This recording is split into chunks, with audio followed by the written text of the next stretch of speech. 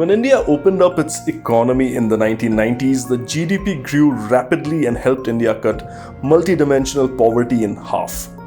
But there have been environmental costs.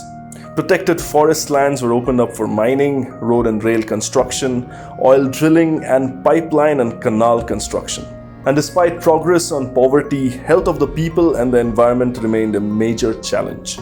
According to the United Nations Development Programme's 2018 Multidimensional Poverty Index, a staggering 364 million Indians continue to experience acute deprivations in health, nutrition, schooling, and sanitation.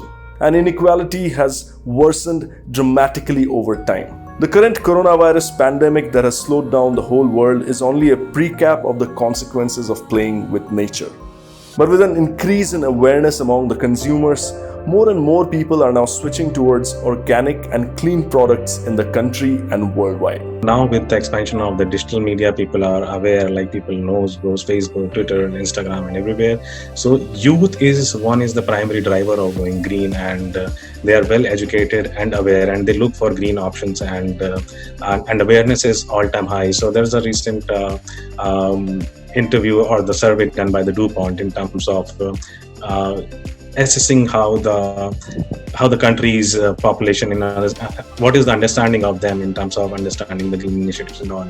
And we are surprised that around 64% people are aware about the green initiatives, going green, going chemical-less, reducing pollution, and multiple other things which impact sustainability and climate change. So I think there's a positive sign, and you see, like, if people in the urban areas are more aware, it is more beneficial, because if you go to villages, they are not impacting the climate in a way the cities are impacting, with like increasing carbon footprints and all.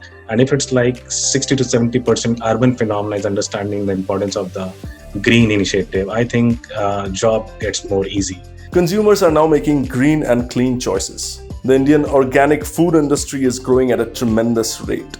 The country exported organic food products worth more than $500 million in the year 2017-18, up by 39% from the previous year. Not just in food, consumers are also looking for organic beauty and baby products. Phenomena is like everything is getting so polluted. It's like the environment is getting polluted. It is impacting your skin. So, because the impact on the skin isn't evident, or it doesn't come in a one day. It takes long cycle of when you see, like, you use something like 3 months back or 3 years back, and you have been using them regularly, and after that it is showing some adverse effect. And like use of chemical is anyway, like people are going to get organic food, so like less fertilizer, less chemicals in there. Similarly, it's about the skin, and a lot of times we need to understand, like, when you are putting chemicals ingredients in the skin care products, it penetrates in your skin and goes into the bloodstream. A lot of times it can damage your multiple organs inside the body, and it is more crucial for our babies and kids to go natural and organic, so that none of the chemicals go and harm their body, because we have the mature skin, but their skin isn't mature, and when you are putting chemicals on their skin, it directly penetrates in the body, and it doesn't show like in a month or two, but like after 10 years, 20 years time, you see like the adverse effects of using chemicals on your skin. So it is more important, and I think with a lot of brands getting natural, people are getting aware of the natural and organic products, like clean beauty products and all. It is becoming a phenomena, and you see the industry has been increasing by multiple fold. Sustainability is not a new term in India, and the country has long realized its responsibility towards the society and the environment. India is the first country in the world to make corporate social responsibility mandatory following an amendment to the Companies Act 2013. We have seen like a lot of positive impact of that. About nearly 50% of the companies have been spending from since then. 90% of the major companies now publicly report their CSR focus areas, and most of the focus areas are like education, drinkable water, getting the food for the poor, and spending in more like various kind of projects. So yeah, if we see on the ground realities, obviously like things have improved, and India has seen a positive note in spending on CSR initiatives. Along with making CSR mandatory, India has also become the second largest market globally for green bonds with $10.3 billion worth of transactions in the first half of 2019. We are also seeing like a lot of government companies are also getting involved into this. So we have seen Indian Renewable Energy Development Agency, Indian Railways, State Bank of India entered into the green market with $650 million certified climate bond. And these funds are utilized in green projects which are impacting the climate change.